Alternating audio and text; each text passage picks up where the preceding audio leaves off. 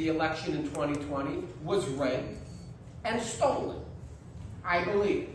Because what you saw, you have a man that got 81 million votes from sitting in a basement. I just don't believe it. I don't believe it. You know, there are over 3,000 counties in the United States. We have 3,000 counties in the United States. The current president only won 16% of them. 509 of 3,000 counties. How did that happen?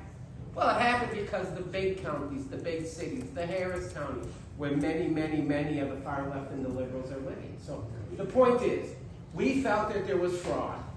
I am concerned about what we're seeing in 2024, making sure that what happened in 2020 doesn't happen in 2024.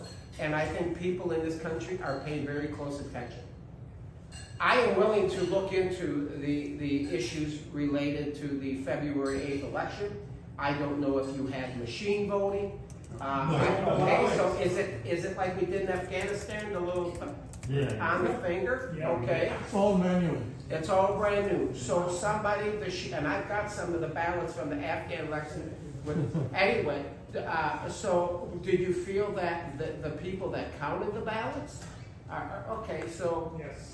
You know, was the UN involved? Was there any type of an election integrity organization in the world involved to kind of monitor the elections in Pakistan? Actually, Congressman, we had a virtual fact-finding session. Okay. And there were parliamentarians from over 5 countries that attended that. Yeah. We had U.S. Congress and senators. They were part of it. Okay. So we had around 9 member of Pakistan Tehreek-e-Insaf, majority women. Okay. They were part of it. They came, they testified. Amnesty International, okay. The regional Amnesty International head, she testified. Top journalists testified. So there is a complete report that I shared with Robert right after this meeting. All right. I would suggest that please go ahead and explain to him the 45, 47, Yeah. because it's such a clear, it's such a clear issue that it's unbelievable.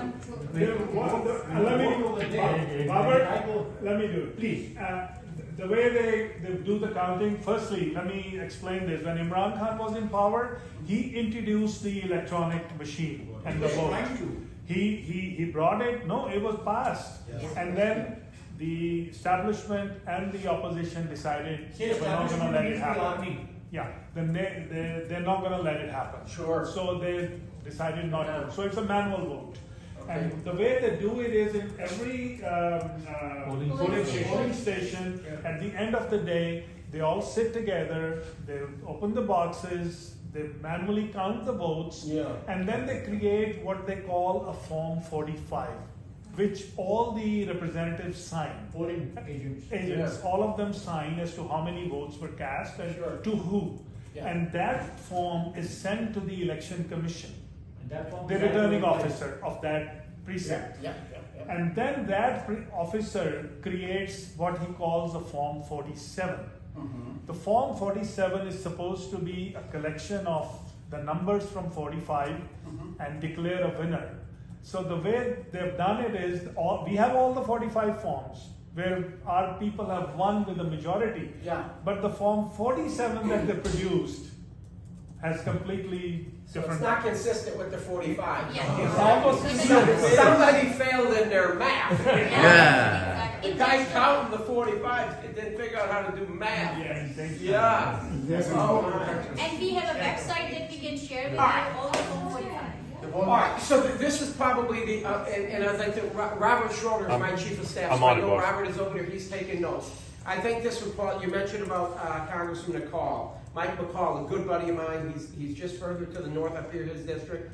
He's a chairman over foreign affairs. Maybe we'll have a conversation with him when I get back on Wednesday. I go back to see him Wednesday. I'll ask him. We'll look up at that resolution. We'll read that resolution and see who's on that thing to see. Now, it was only 1 day of voting, right? It was just 1 day of voting. I wish we could do that here. This 2-week stuff. I mean, let's just have 1 day of voting and have a federal holiday here so we don't have all this stuff, you know. So we will look into that. You have my commitment. We will look into the resolution. But yeah, that would be a concern. Now, I can't imagine how many 45s are out there. I mean, thousands? Yes. Thousands. Thousands. And trying to get the guy who has the 47, I mean, you gotta make sure that there's no 45s that are fraudulent, right? That it's, and then the 47, and then where did the 47s go? They go to the election commission. Okay, You can declare you that- trust the election commission with the no, 47? I think Barki, He you're just changed the forgetting. numbers. You have please explain to congressmen that the 45s and